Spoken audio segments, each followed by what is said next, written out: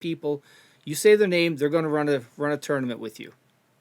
Tim the Tatman, Nick Merckx, and Tfue. All right, there we go. Oh, you had that lined up. That was just no thinking. Well, listen, it's the OG 3, right? Yeah. Tim the Tatman inspired a lot of inspired me to really turn on the stream for the first time. Like, if I wasn't watching him as a Twitch streamer, because again at the time he was the only Twitch streamer I watched. Yeah. I don't think I would have had the idea to turn on the stream to let my wife see what we were doing. Yeah. So with him, I had to choose that. Nick Merckx, he is one of those unapologetic, I want to just have fun, play some games.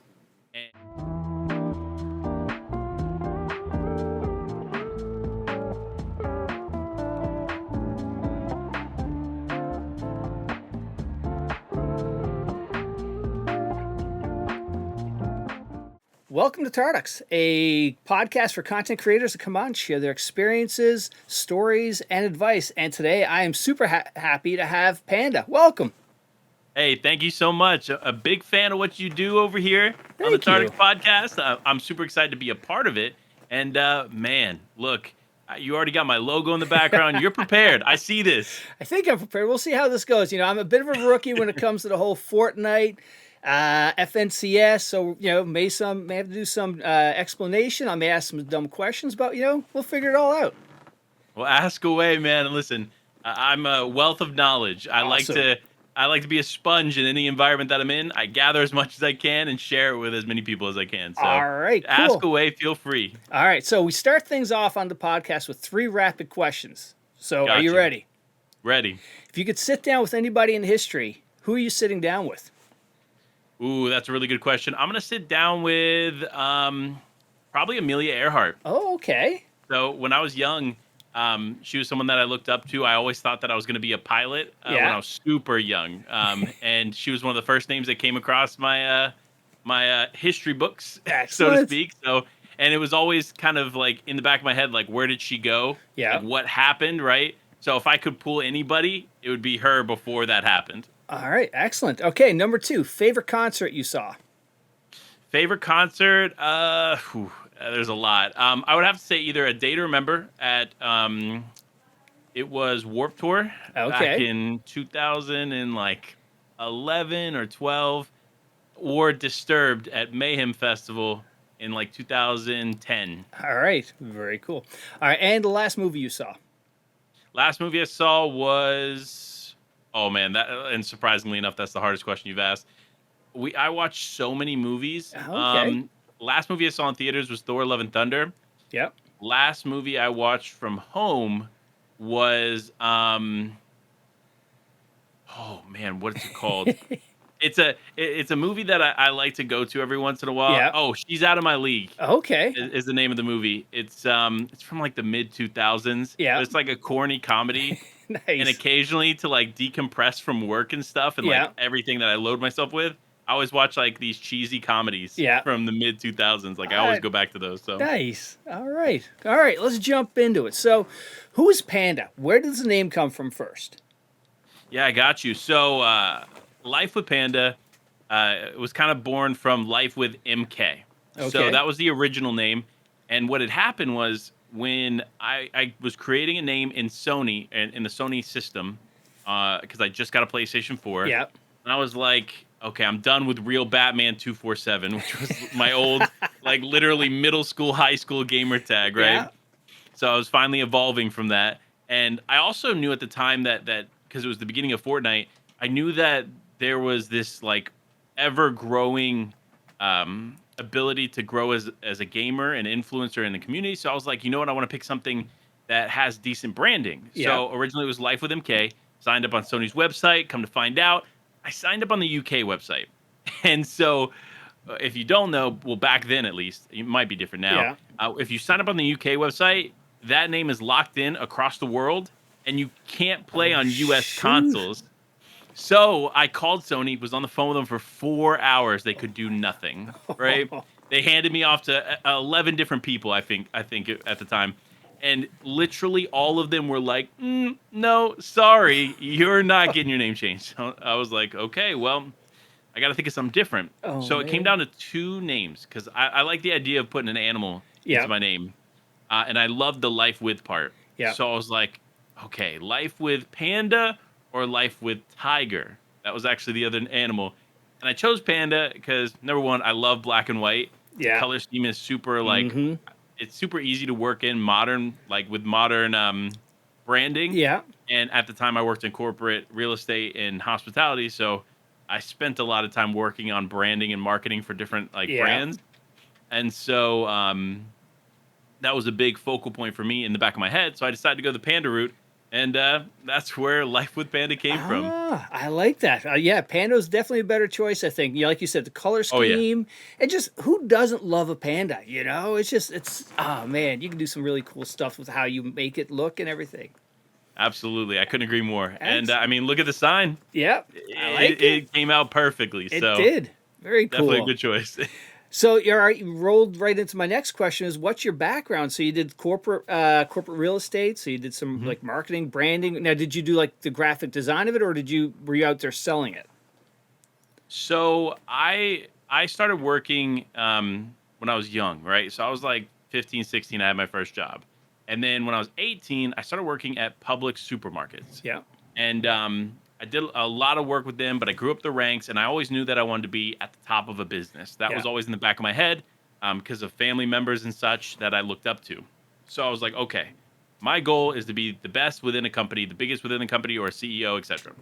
So I grew heavily through the ranks at public supermarkets, and I got to a point where I felt like I was stuck. Right, yeah, so many people were going through this or going for the same thing, and you had to be like a certain age to hit that. And I was 21, and I was a customer service manager. yeah. So the next step was assistant store manager, and it was like basically the requirement was you had to be like 40 plus, and I was quite far off at that point. So I Yeah, said, you know what, I'm gonna take a step back. I'll take a few months off. Like I had a solid savings. I'm gonna think about what I want to do, and then go next. yeah. And in my local town where I used to live, where I was born and raised, Yeah. um, there was a Disney resort on the beach, and I had no clue that it existed. I had lived there all my Oh life. my God. It opened in '95, right?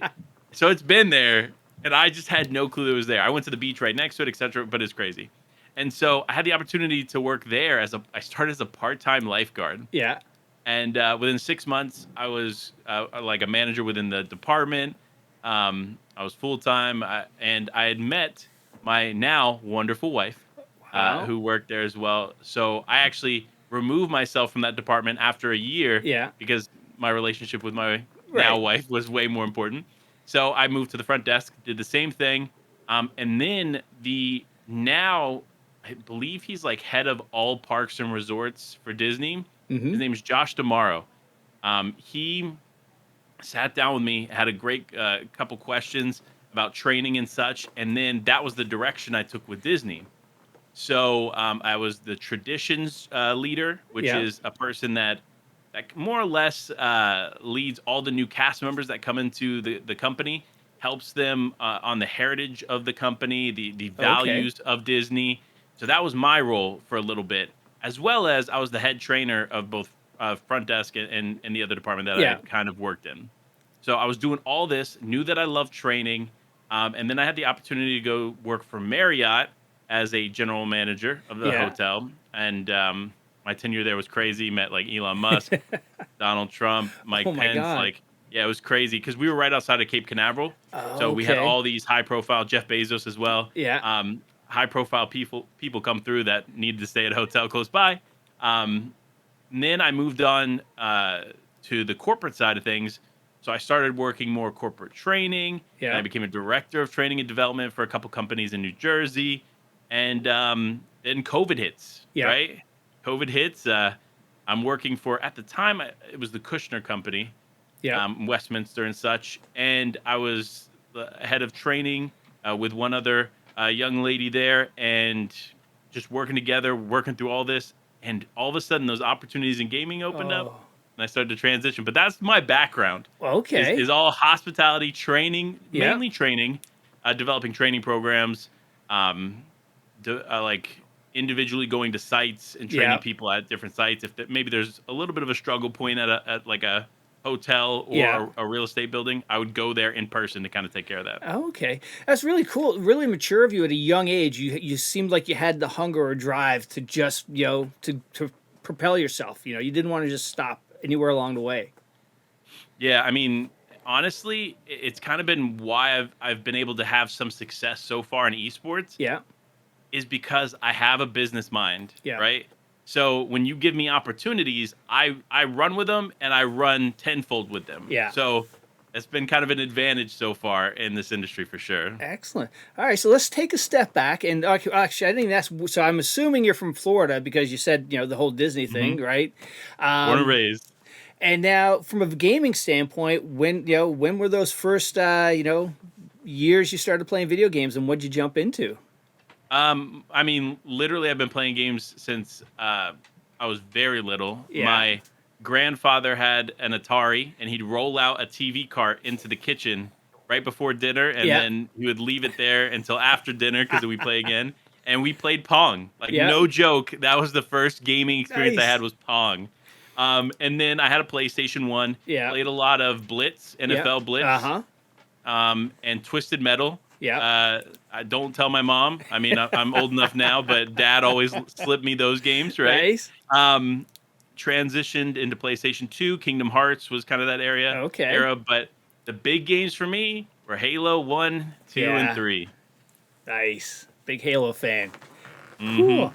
And now, over the years, what are like the, I'm assuming Halo's your big game all time, or has Fortnite, dethroned that one?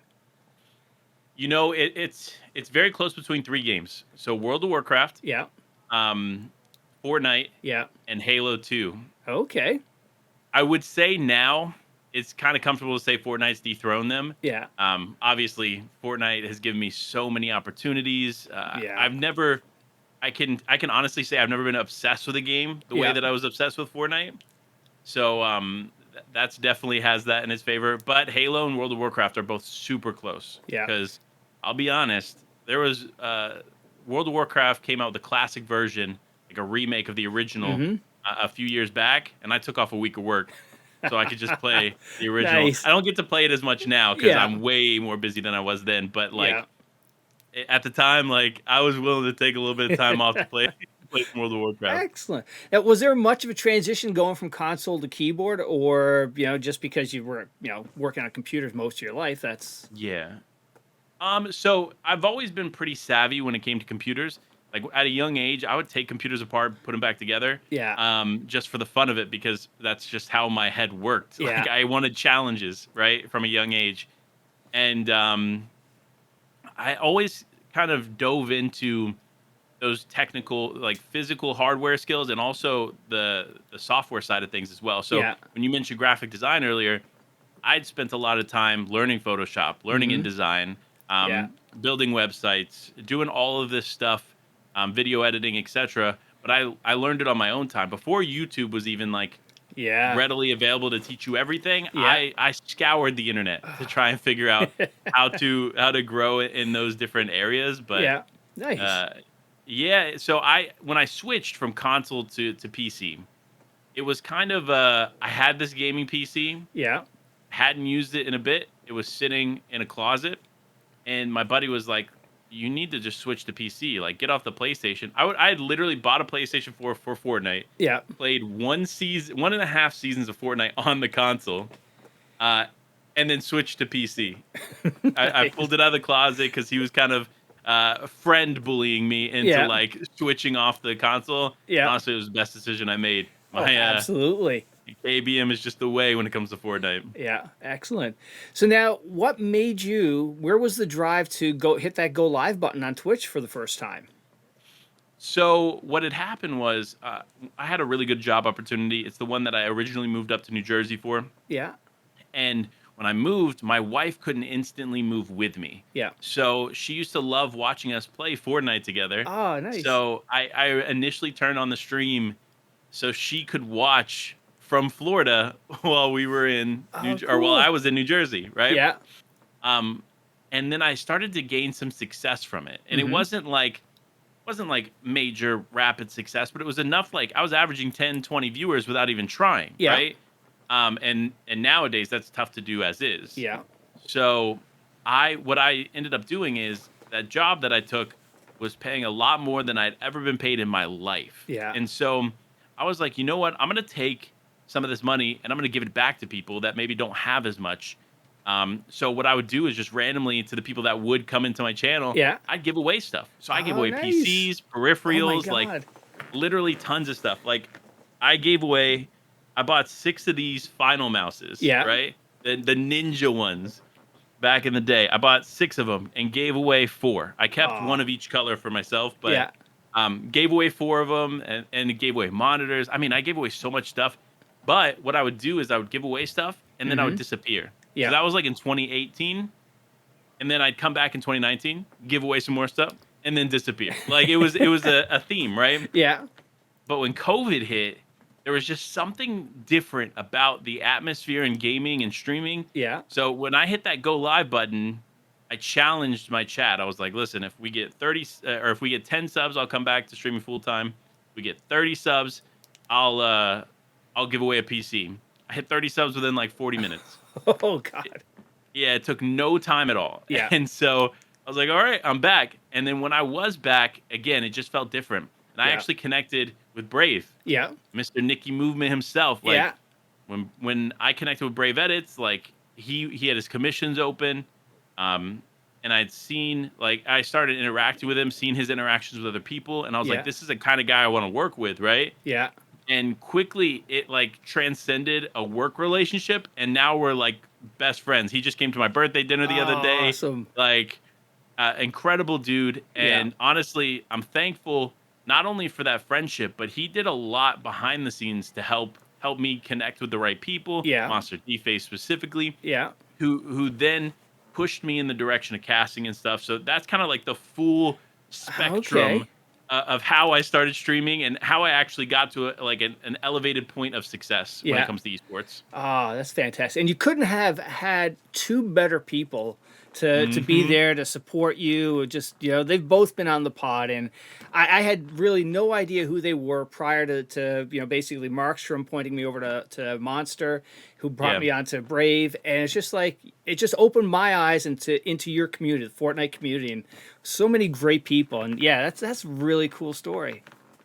Yeah, it's kind of funny. We joke about it all the time, but it's like I constantly sing praises to Nicky Brave, because he's such a genuine person, and what he does and his work ethic and the way he takes care of his family is something so special. Yeah. Like most people don't get to see the behind the scenes of Brave Edits, right? Yeah. But this man works harder than probably anybody I know, and Monster D-Face is literally almost identical when it comes to work ethic. So it's like, to have those 2 people in your corner rooting you on and guiding you in the right direction, I mean, it couldn't be better than that. Yeah, absolutely. And from a creative standpoint and just the business knowledge, dude, it's good company you're in. Absolutely.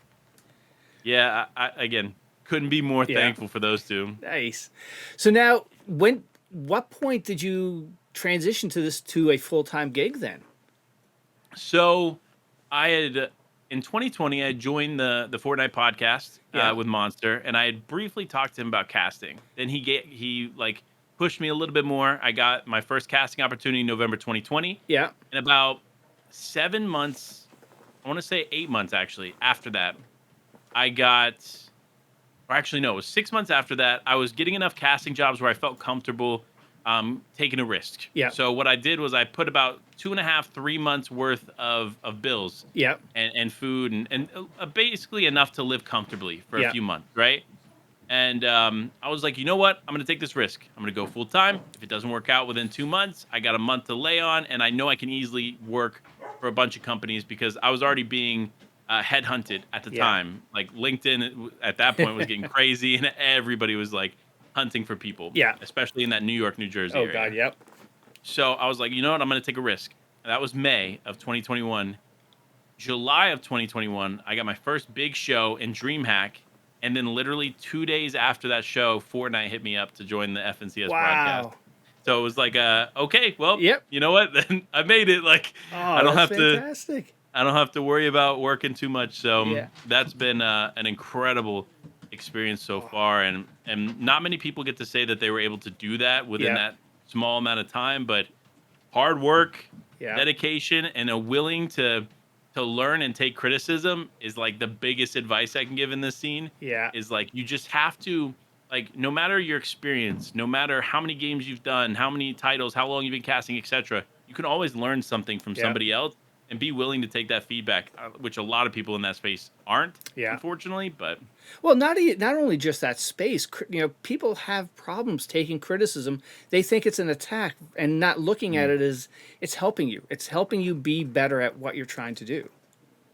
100%, I think, especially when it came into the work environment that I would create for anybody that worked for me, Yeah. it was all about this is a shared space. We're here to work together. We're here to do something. We have a common goal. And if you have feedback, if you have information that you think will help make your job better, I'm going to take it. Right. Yeah. And I saw this in a lot of managers that I had worked with at the time. It's like they wouldn't listen to their frontline staff, the field, Yeah. essentially. But the field knows better than anybody how to do their jobs. So Yes. if you're not willing to learn from them, like you're just going to end up failing. And that's what happens with a lot of managers. So Yeah. from that moment on, I was like, I don't care if you're a brand new caster that you've casted 2 shows, or if you're the most seasoned caster, like I'll take your feedback Yeah. and I will implement it 99% of the time. Yeah. Cool. So now, stepping back to Twitch for a second. So how far along did you get down the Twitch road? I'm assuming affiliate. Did you hit partner? Or once once casting took off, that sort of Twitch is your route where you go hang out and still engage with your community. So I had an opportunity to get partner in 2019, and I didn't take it. Yeah. I wanted Twitch to be more of a place that I could like flip the switch, have Yeah. a good conversation with people, do some dope stuff. Like Twitch is not a place like a moneymaker, so to Yeah. speak, for me. It never was, and honestly, it isn't for many streamers, right? When you Right. look at the numbers, like it's 0.5% of streamers actually make a livable wage streaming. So Yeah. in my mind, I'm like, okay, I'll use this as an avenue to continue to communicate with people Yeah. in a special setting, right? And keep that like intimate connection with those people. But that will never be my focus financially, Yeah. right? So I had that opportunity to get Twitch partner and denied it because at the time, I wasn't a huge fan of the check mark. Yeah. Now, I just got done doing an NA West watch party Yeah. where we heavily exceeded all the standards for partner. So I reapplied. So Oh, we'll nice. see what happens. And now that I know that there's perks of being a partner at Yeah. TwitchCon, Ah, yes. maybe that'll help as well. But yeah, that honestly, outside of that, again, I don't use streaming as like an avenue Yeah. for money. I even discourage donating and subbing to the channel as Yeah. much as I can. But Okay. it is kind of that's what Twitch is to me. All right. Well, hey, good luck on the partnership at least. And, Appreciate that. So we'll roll into casting. So Monster was one that got you into it. Like, Mhm. what was your first casting gig? When he came to you, say, "Hey, you could do this," or were you already sort of thinking about, "Hey, I can do this thing"? So he had implemented it into my mind. Yeah. I went to World Cup in 2018 and watched him, right? I watched Monster D-Face cast on the main stage. I watched Ninja and Courage and Sundown and Bala. Oh, wow. All these people I had looked up to because I was such a huge fan of competitive Fortnite. Yeah. And all these people that stood on that stage, and I was like, dude, I would love to do that. But in the back of my head, I was like, that'll never happen, right? Yeah. Because at the time, I'm in corporate real estate, etc. So it just didn't make sense. But then when things started lining up, I was like, you know what? Monster's right. I feel like I have the equipment, the voice, etc. to kind of take this to the next level. Okay, let me try. Yeah. Right. So I was like, Monster, if you have a show that pops up, give me a chance. I promise I won't disappoint you. Yeah. So I had my first show in November or October, I think, of 2020. Yeah. October, November. It was one of those months. And it was actually with Jacob PR, who he's with XSET, and he currently is on the broadcast as well. He's on that full team. So full circle moment for us is that we got to cast together again. but he was literally my first show, and he was such a genuine dude behind the scenes. I told him it was my first show. Yeah. He gave me quick tips beforehand. He helped me afterwards, like, and we worked very well off of each other. But from there on, I was like, in that moment, I knew that's what I wanted to do, Yeah. and that's where my full focus went. So every day, I'd get done with work 6 p.m., which I started work at 7 Yeah. a.m., and I was streaming at 6 to 10. I was playing games, practicing casting, Yeah. like everything, live environments, having fun with it, and continuing to improve. And here I am Oh, now. that's great. So now, how did you prepare for that first casting gig? Like, were you just watching live streams and just, calling it out, or how did that go down?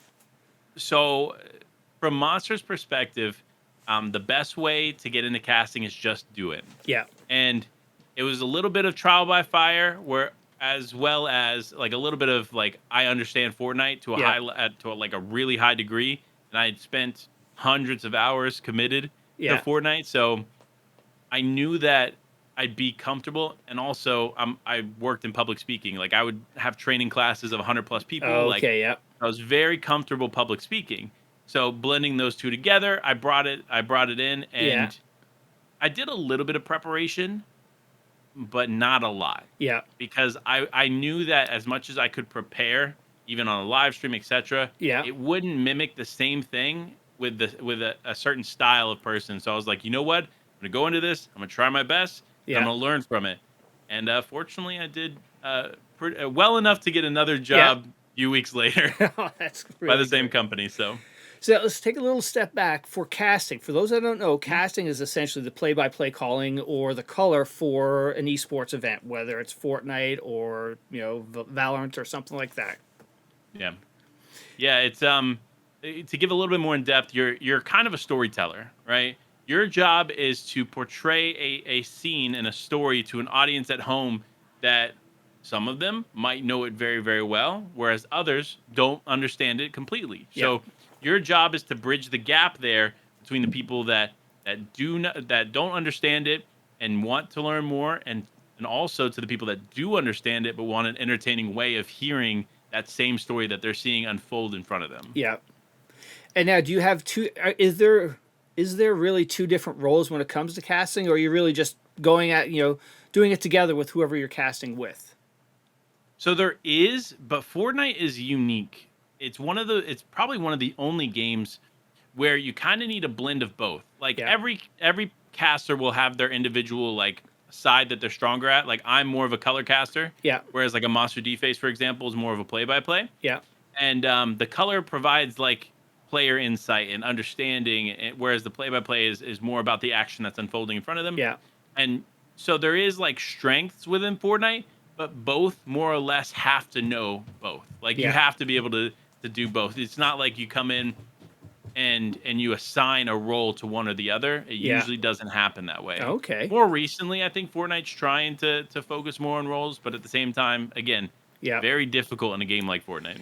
And now, say in the worlds, how many casters would be doing that? Because you really have, if you, I guess, solos, you could have 100 different people or 50 Mhm. teams. That's a lot of people to sort of keep track of and sort of have the information on those teams. Yeah, and this is a topic of controversy more recently. Oh, okay. Is people talk about Fortnite and they're like, "Man, Fortnite's easy. I can get into Fortnite, right?" And from a casting perspective, but it's not as easy as people think. A lot of those people come from let's say like a Call of Duty or a Yeah. Rocket League. These games that are assigned, you have assigned teams, so you know Phase versus Optic. Right. Understand the players that are on the team. Much easier to follow 20 teams than it is realistically 1,000 players across 3 regions, and Yeah. those are the top players, not including some players that may surprise people, because again, Yeah. it's an open track. It's not like it's just closed to a It's a certain pro amount of people. circuit Like, or anything like that. exactly. So it's ever evolving, and it's Yeah. always different, as far as the leaderboard goes and who makes it onto those finals, etc. So for Fortnite, if you're not intertwined and ingrained in the community on a constant level, Yeah. it becomes extremely difficult to cast it. Obviously, you can like cast it well. Yeah. Let me say that. because it's not like you can't come in and cast the game and still do play by play, but it's like for the people at home when they're watching a Rocket League event, Yeah. they want to know more about why FaZe made that play because Yeah. they're bought into who FaZe is, right? Same thing with Fortnite and like Clicks, for example, big creator, but also a pro player. They're invested in why Clicks decided to rotate a certain way in the game. So you have to understand why he chose to do that as well. Yeah. Like in a lot of casters, they try to make the transition.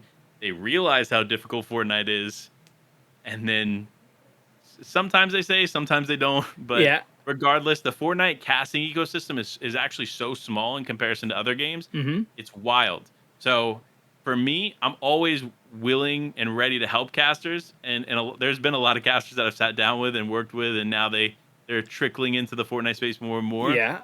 But they understand quickly that this is a lot harder than they initially realized, Yeah. especially coming from games like I said before, Rocket League, Call of Duty. Yeah, absolutely. And also with that, you have the growth of all these tournaments, more tournaments popping up, different outside organizations are seeing the potential opportunity of making money and Yeah. investing into all these tournaments. So yeah, so now there's the playing field is expanding, more casters and more opportunities. 100%, and it's always a good thing to have a decent sized group of talent members that are willing to participate in Fortnite. I think again that's one of the things that has limited it in the Yeah. past. Because as soon as one decides that they want to separate from the community, it was not easy to find another. I mean, it kind of worked out in my favor because I was able to climb quicker that way. Yeah. Um, Whereas like a Valorant, for example, Valorant has easily 30, 40 talent members vying for those top spots, Yeah. whereas they only allow for like 10, 15 max Yeah. for an event. Like, and there's always new people wanting to come to Valorant because it's such a big esport right now. Yeah. Whereas Fortnite is kind of hit the, I don't want to say the tail end of that drop, but Yeah. it's kind of evened out a little bit as far as popularity goes since that big peak of World Cup. So Yeah. it's less people are vying for a Fortnite spot than there are for a Valorant spot. So it makes it a little bit easier to break into Fortnite, Yeah. but you have to be willing to put in that time and effort to understand the game. Okay. And why do you think Valorant is peaking or doing so well versus the Fortnite or other games? So I think like Rocket League, for example, is another great title. It Yeah. gets amazing viewership, um, and and Valorant is kind of in the same boat. I think what people don't realize in comparison to a Valorant or a Rocket League, number one, when you tune into those streams and those esports titles, you're tuning into a team that you have buy-in from. Yeah. Whereas it's very difficult if a player doesn't make a bunch of content in the Fortnite space to have Yeah. buy-in to watch those. Right. That's number one. Number two, there are a lot of people that watch Fortnite that aren't necessarily watching it on the Twitch or the YouTube, like the YouTube streams, Yeah. because there's this island called Legends Landing in the game, and there's tons of people that load into Legends Landing and watch FNCS and stuff from there. And so, unfortunately, we'll never know what those numbers are. Right. But I can't tell you how many times I've had screenshots of people take a picture of me on the screen Yeah. in Legends Landing and send it to me, and they're like, "Dude, that's you!" Like, so there's definitely a huge audience in all three avenues. Whereas Yeah. like Valorant and Rocket League, they don't have like an in-game viewing experience. Right. Until actually more recently, Rocket League just added one, but you had to go into Fortnite to watch it. And Rocket League fans are not a fan of Fortnite, even though it's Epic Games. So I don't know if you saw, there was a clip come out of the World Championship of Rocket League, and it was literally people booing Fortnite because there was a Fortnite ad played Oh. for that island. Yeah. Yeah, it was crazy. Oh But my God. regardless, that's kind of how that goes. But Fortnite definitely has a problem with retaining viewership right now. Yeah. But I think that's something that they're open to learning more about, and hopefully we'll see some adjustments in the future. Okay. So now the Fortnite season, where does it start? Where does it end? I'm assuming it leads up to a championship. Yeah, so every season there's an FNCS, and Yeah. within that FNCS there's qualifiers, semifinals, and then finals. The finals is kind of the build-up. Yeah. Now, one of the things that I feel like it's kind of like a double-edged sword for Fortnite. The players love to have these major titles every season, Yeah. but it doesn't lead to something bigger, right? Yeah. So this year, they just announced the first in-person event back, right? The first official in-person event back Yeah. for Fortnite, and it's happening in November. And it had a lot to do with the FNCS placements of some of these teams. The problem was no one knew that leading up Oh. to, so there wasn't a lot of like very specific communication from Fortnite as to like what was going to get you a spot in the Invitational. Yeah. But now, after all the spots are filled and everybody knows who's going and who's not, right? They now could see the trend that it was top 4, top 3, whatever from whatever region, because every region is different how many Yeah. players they pull. Um, so I think communicating that earlier would have built more hype around the FNCSs, Yeah. and continuing to do that every year will be extremely impactful to the overall ecosystem. Yeah. Because when people have something to work towards, other than just this event in the Right. moment, like it bridges or creates a lot more excitement. Yeah. Okay. Very cool. And now, who are you picking, or any picks who you think are going to end up on top? I mean, easily Mailbuka merstach. Yeah. Fans at home can clip it now. Mailbuka merstach. They win the FNCS Invitational from the Europe region. They are just so incredibly talented. Mailbuka just coming off of the biggest Fortnite LAN event since World Cup, essentially, over at the Gamers 8 in Saudi Arabia, and he literally Mailbuka picked up an NA West player in Epic Whale, who is an incredible player in his Mm-hmm. own, but he had never played with him before. They came together and they won first place over teams that had been playing together for months or years. Wow. Like, they were able to do that. So Yeah. I know that Mailbuka is extremely like smart when it comes to Fortnite. Like, he knows how to put the team in the right spot. Yeah. And merstach is very good at getting eliminations. So that's the team that I don't see anybody beating right now. Yeah. Could change. We'll see. There's several months before we actually get to the Invitational, but as of right now, that's my pick. So, from your whole casting career, what's been your highlight? You know, there's been a few moments. The first time I casted, or the first time I was an analyst, I should say, on the FCS broadcast was Yeah. a special moment for me. The first time I casted on stage when we went to Denmark for FNCS, Oh, wow. and then most recently casting in person at this Gamers 8 LAN event. Um, it's really close between the three, right? They're Yeah. kind of milestone moments in my casting career so Yeah. far, and I'm eternally grateful for all three of those moments. So if I had to pick, it would be probably a three-way tie between those. Yeah. And now the in-person one, are we, what kind of, is it a crowd there as well, or is it just the gamers? So unfortunately, there's been no clear communication from Epic Games on this yet. Yeah. However, I saw an email the other day that someone tweeted out of them getting an invite to the Invitational, and it said in there that there's going to be a crowd. Oh, wow. So we'll see if that actually happens. But again, we don't have official details. Yeah. Now, it is at the Raleigh Convention Center, Yeah. which fortunately for me, it's not too far away. Yeah. So that place holds thousands of people. Right. Like, it's not a small venue. So I imagine that there's going to be an audience. They just haven't announced it Yeah. yet. Okay. And now here's where I'm ignorant to Fortnite. So for the Worlds or the Championship, are those played via? Is it no builds, or it's full on regular Fortnite? So it'll be the standard battle royale, which is Yeah. the regular builds Fortnite. It will be players from all around the world. So from Brazil, Yeah. Australia, Europe, all of North America, all coming to Raleigh to be a part of this event. So that's what it's Wow. going to be. Now, as far as zero build, I don't think, based on the impressions that I've gotten from the communication that Fortnite has put out so far, that zero builds will ever have an FNCS per se. Yeah. That doesn't mean there won't be competitive Twitch Rivals events, Right. and even an official Fortnite zero build event. But I feel like the hype and the excitement around zero build partially is due to the fact that it's creators, right? Yeah. It's mainly creators playing in these because it's been those closed Twitch Rivals lobbies, etc. Yeah. And I think that's what makes zero build a little bit more special. So I feel like Fortnite they're going to try to keep doing that. Yeah. And now, which leads me into Fortnite. So the no bills came out, what, 3 months ago, 2 months ago? What was your take on that? Somebody who's in the competitive side of the thing, all of a sudden now there's this no bill thing happening, and it seemed like a lot of people were like, some were like for it, some were against it. It seemed like it brought a whole lot of new people into Fortnite. So I'll tell you this.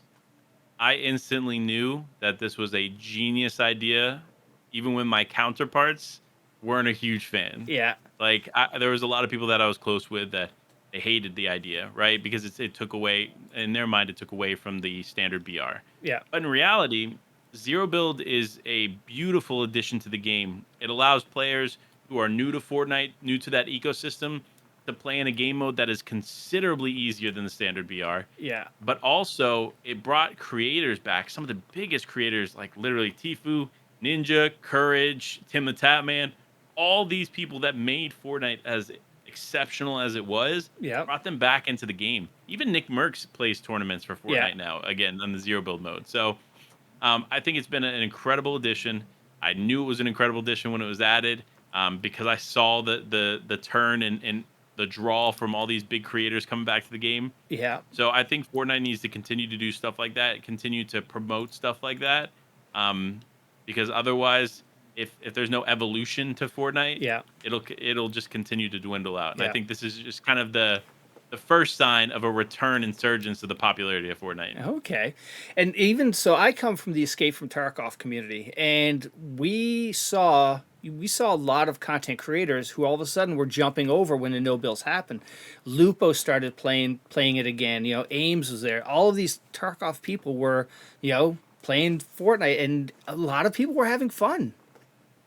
Yeah, I think that's the thing about Fortnite, right? Fortnite, the reason it was originally so successful, the standard BR in launch in the early chapters, was because it was such a fun game to play. Yeah. And it wasn't like a game that took itself too seriously, Mhm. right? So you have these crazy items that like throw you in the air, and Yeah. and you can drop like a dinosaur on somebody's head. Like, there's just interesting things about the game that you wouldn't find elsewhere, because other games pride themselves a little bit more on being realistic, right? Yeah. From like a Tarkov perspective or a Call Right. of Duty perspective, like they really focus on like the idea that this could be considered real, whereas Fortnite more or less played the game of, hey, would this be kind of funny to see? All right, let's put this in the game. Let's try this. Yeah. Let's have fun with this. So because it didn't take itself too seriously, I think that's why Zero Build is so special. Yeah. And it gives people that did play the game back in the day, which a lot of people did, that feeling again when they came back to Zero Build. Yeah.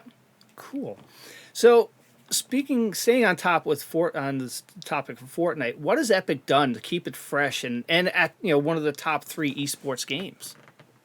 It's funny. A lot of people challenge me on this, but I think the thing that no one realizes is how complicated and complex Fortnite is. Fortnite continues to, in my opinion, ruin other esports. And the reason I say that is I actually used Halo as a perfect example. Yeah. When Fortnite came out, it updated the game more than any game ever. It added items almost weekly, added exciting outfits and emotes, Yeah. and tons of different things that no one else was doing at the time, right?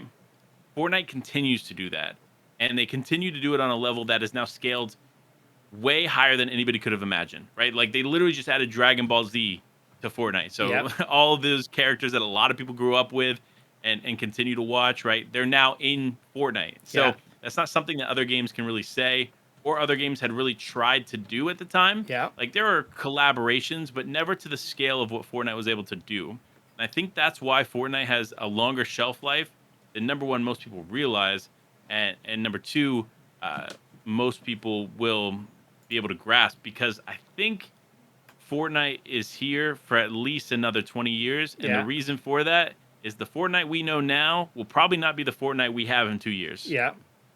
Okay. You actually hit the nail on the head there, and really great point with what Epic and Fortnite have done with other IPs, bringing in Marvel, bringing in Star Wars. You know, you had all these, you know, iconic characters or brands that a lot of us grew up with. I'm 50 years old, so seeing Star Wars and Fortnite was kind of cool, you know?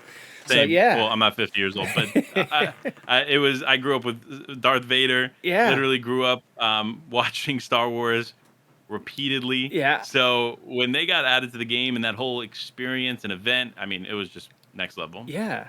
So now what would you like Fortnite to do to add or improve to the game, into the experience from a competitive side and then a non-competitive side? So this is a loaded question. All I'm going right. to start from the competitive side. Okay. Because I know what the community wants to hear, and I also agree with this. There needs to be a proper rank system.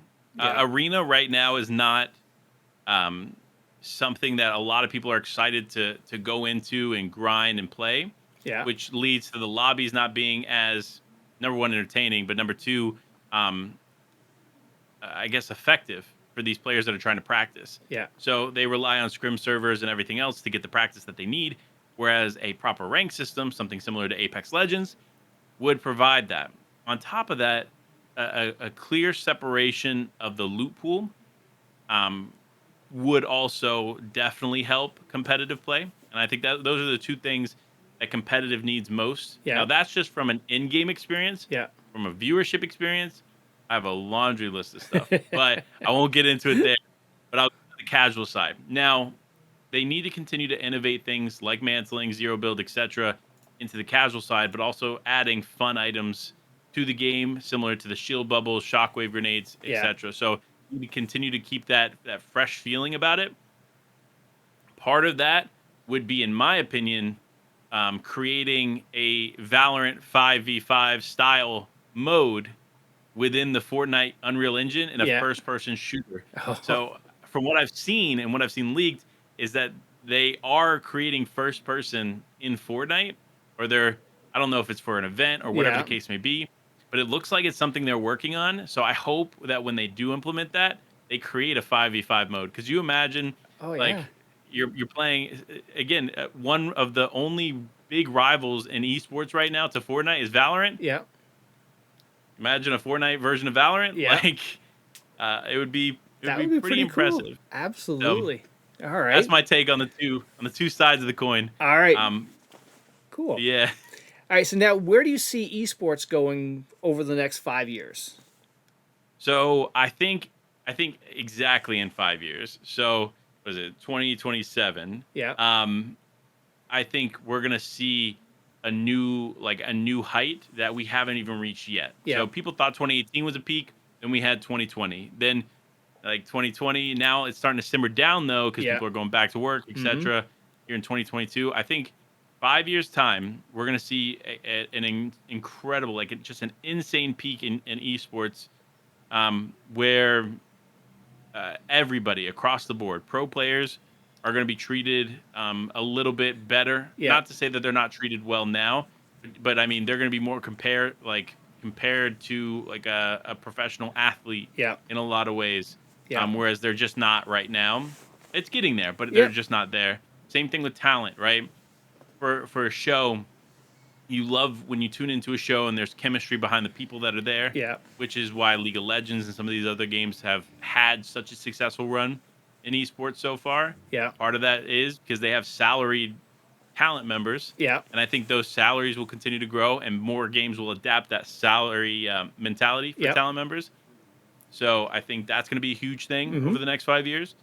I also think there's going to be a boom in a new game mode. Yeah. So something is going to hit. We obviously, I don't know what yet. Yeah. But something will break the mold of BR, the standard 5v5 shooter. These essential game modes that we've known for so long. Yeah. Something will come along within that 5 years and kind of break the mold. But it's going to take a while. Okay. So now two things I agree with you there on the, how it's going to explode. And, even the last few years, seeing, esports in DraftKings, online betting, legit online betting is that lended credibility to it. And also, stateside, we're seeing Division I universities have esports teams, full ride scholarships. that's just cultivating and legitimizing that this is a real thing that people, athletes, esports athletes versus real athletes. Yeah, I mean, a buddy of mine, he won a major event recently and was instantly hit up by a really big university. I won't give too many Yeah. details. To have a full scholarship ride, paid, like just exceptional benefits to be there competing Yeah. in Fortnite. So, I mean, this is just the start of that ecosystem that we're seeing growing, Yeah. but I'm excited to see where it continues to go. Yeah, yeah. Like I'm up in the Northeast, and we do a lot of work with the schools, and yeah, we're working with universities, building their esports teams, their practice Wow. things. So it's we're talking St. John's, we're talking Quinnipiac. They're all stepping into it. So it That's is, amazing. and the really cool. I really like this concept because now you have us geeks are now coming to a school. We're wearing the school colors now that are a part of the team, and I think that's really really special. Well, and that's one thing that, like I mentioned before, where as Fortnite doesn't really have a buy-in right now with the traditional competitive route. Yeah, It's one thing that I think a gap can be filled with collegiate, yeah, and I love collegiate Fortnite and collegiate esports in general. Um, it's not something it's kind of like in the infancy yeah, stages right now, but collegiate Fortnite is going to be just like on par, if not sometimes exceeding the level of the major FNCS shows yeah, when it comes to Fortnite because, like you said, you can buy in, right? So let's say Texas, right? Texas University. They're excited to watch their team compete in the collegiate event, right? yeah, They got a duo that's competing. So you have all the university in a gym. They have it pulled up on a big screen, like they're supporting, yeah, exciting, just like a traditional football game, yeah, right? Getting people excited and really just looking in the direction of yeah, collegiate esports. It's coming. yeah, It's not quite there yet, but it's almost there. Like it is very, very close, especially in some games. yeah. Very cool. All right, so now you get to play Fortnite. I do this to everybody comes on. They pick their legends, their all-star team. Who are you calling out for your other three people? You say their name. They're going to run a tournament with you. Tim the Tatman, Nick Merckx, and Tfue. All right, there we go. Oh, you had that lined up. That was just no thinking. Well, listen, it's the OG three, right? Yeah, Tim the Tatman inspired a lot of like inspired me to really turn on the stream for the yeah, first time. Like if I wasn't watching him as a Twitch streamer, because again at the time he was the only Twitch streamer I watched. yeah, I don't think I would have had the idea to turn on the stream to let my wife see what we were doing. yeah, So with him, I had to choose that. Nick Merckx, he is one of those unapologetic. I want to just have fun, play some games, and it's just an all around good vibe every time you turn on his stream. yeah, He's just excited to have the opportunity. He's constantly giving back to his community, which is a big thing. It's a big part of who I am too. yeah, Like I love that mentality of like just kind of like these people are the reason you're in a position. Why not do stuff for them, right? Like he's yeah. literally spending hundreds of thousands of dollars putting on events, and he doesn't have to do that, right? Nope. He can just continue to click the go live Right. stream button and hope for the best, right? But he's Yeah. putting hundreds of thousands of dollars back into his community, which no one is doing. Yeah. And then Tfue, oh man, Tfue is it's funny because I always used to butt heads with a friend. He's a big Tfue fan. I'm a big Ninja fan. Okay. But Tfue is very similar to Nick Merckx. Is that he's such a genuine dude behind the scenes. Yeah. Like he actually will take care of the people around him and the people that support him, Yeah. and he's not the type of person that's all in it for the money. Isn't just going to take a check and then run away. Like Yeah. for example, when he won Twitch Rivals, he took his earnings and gave it to his teammates. Oh wow. Like he didn't even accept it. So it's crazy to see those mentalities, but that's the kind of person that I am, right? Yeah. I'm the type that like I'll get $100 and 90 of that I'll probably give away. Yeah. Right. Like there's a good chance that while obviously I spend a lot here in the studio, it's so I can continue to build what I'm building Yeah. so that I can continue to give back to more people that support me. Well, and you started that early, like you're doing, like with the mouse giveaways, and come in and I'll you'll win a computer or win whatever, Yeah. and that's really good of you. I try my best. Yeah. I just want to be a role model, Yeah. like an influence. I want somebody to look up to me and essentially say, "Hey, listen, I became a better person because of this. Yeah. Because you were this way towards someone. Like I learned to not necessarily be just this negative person all Yeah. the time. Because I'm a super positive person. I look at like I play devil's advocate all the time, and Yeah. I always try to find the positives in every situation.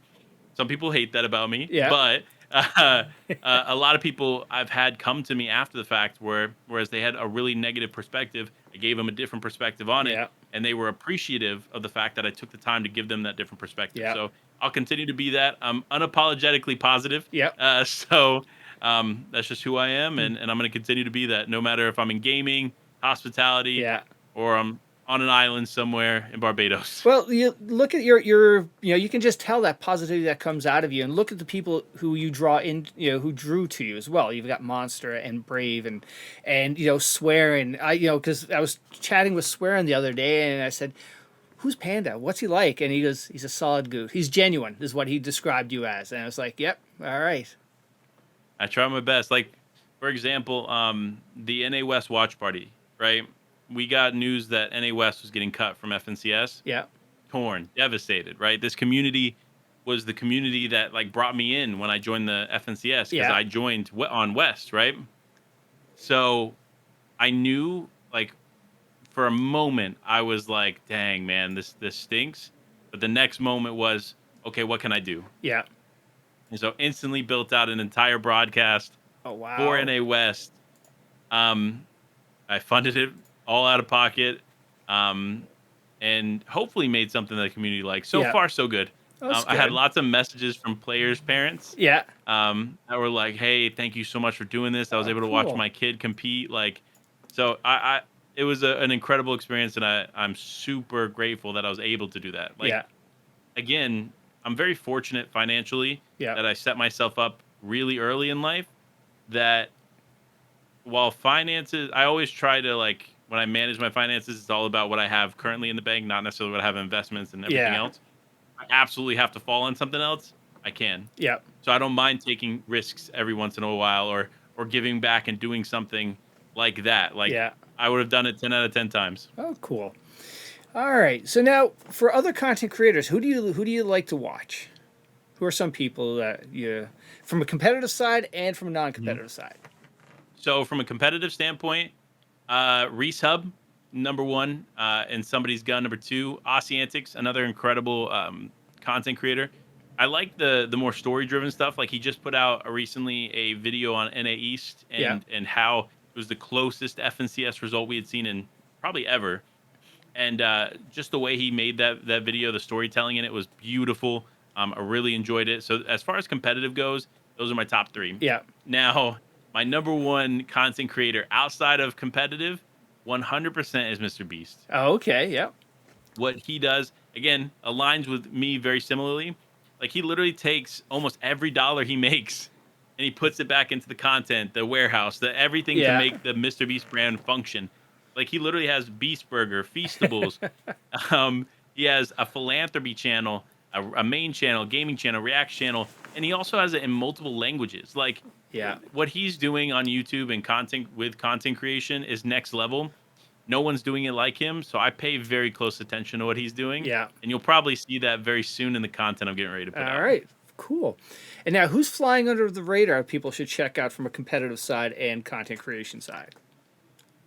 Ooh, so flying under the radar as far as content goes, actually Resub, to be honest. I think his content and the work he puts into it, no one is doing it as like he is. Yeah. Somebody's Gun is very close behind, but the amount of work that Resub puts in is just insane. The stats that he pulls and everything to understand what he's building and and he's also very good at like creating a video around retention. So it's not just he has a bunch of stats but he just throws it at you and makes you feel uncomfortable, right? And you don't want to sit through that video. Resub does a good job of both. So I think he's definitely while he gets a decent amount of views, I Yeah. definitely think he deserves more. Um, Now, a competitive player. That's an up and comer that people may be flying under the radar and is going to catch somebody by surprise.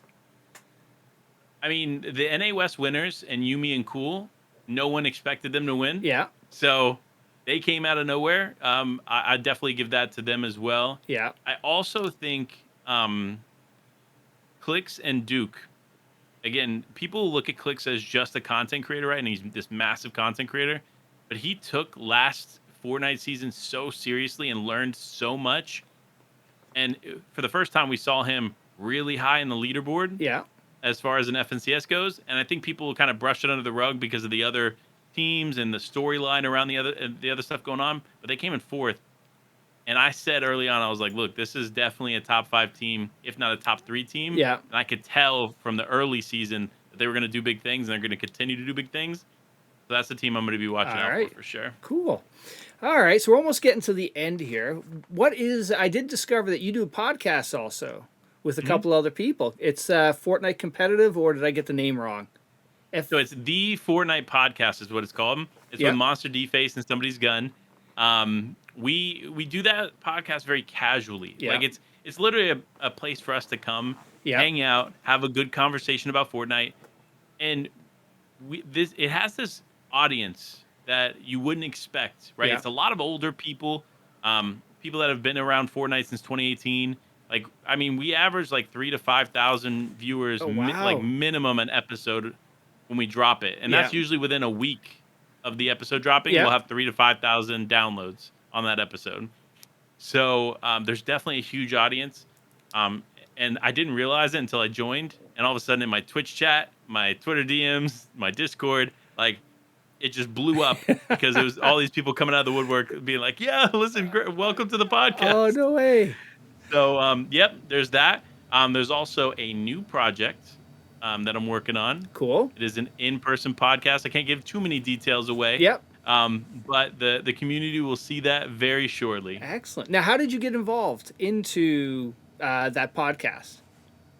Well, so that was actually Monster's first chance that he took on me. Right? Oh, okay. So Brave connected him and I. Right. Yeah. I was actually watching Monster D Face VOD review on stream, and he liked a tweet that I had put out about going to that VOD review. Yeah. And he went over to my stream and sat there and watched it as I broke down what he was breaking down, right? Yeah. And he saw that I had insight in the game and that I genuinely enjoyed it. Yeah. And so a few weeks later, he gave me the opportunity to join the podcast because he needed a co-host, and he had a lot of people hitting him up to bring it back.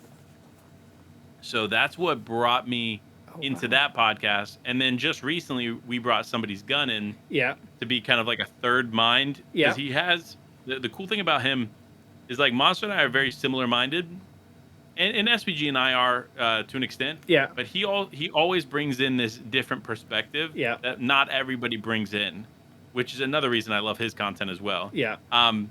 But that's why I think the podcast right now with the three of us is just going to continue to grow and snowball into something else. But it's pretty cool. Excellent. All right. So now I can't imagine, I was going to say, when you disconnect, when you turn off everything, what do you do? But I don't think you turn off ever, though, do you? I do not. Yep. I'm going to be honest. So this last week, right, I stayed connected to Twitter. Yeah. But I fully shut down content. Like, I pre-recorded some TikToks, and then I reused some short-form content just to keep the consistency on those platforms. Yeah. And, I mean, you can always post your old content, and new people will see it. It's crazy how that works. But it literally, what I did was Saturday, August 13th, that was my birthday. Yeah. Until August 20th. Yeah, so last Saturday, or this past Saturday. I was like, I'm disconnecting. I'm fully just kind of I'll stay in touch with socials because I think that's super important.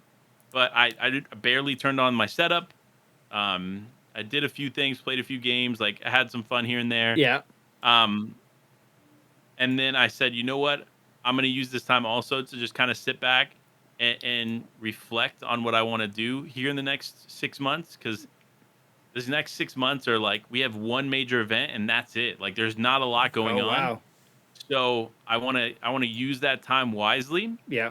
And so I got a lot of cool stuff in the pipeline, and I'll show you a little something after All this. right. But a lot of cool stuff in the pipeline, and I wanted to take that week to just kind of relax, but also let my mind wander, Yeah. think about things that I could do, um, without like having to worry about this, Yeah. the whole The distractions day of to day like stuff.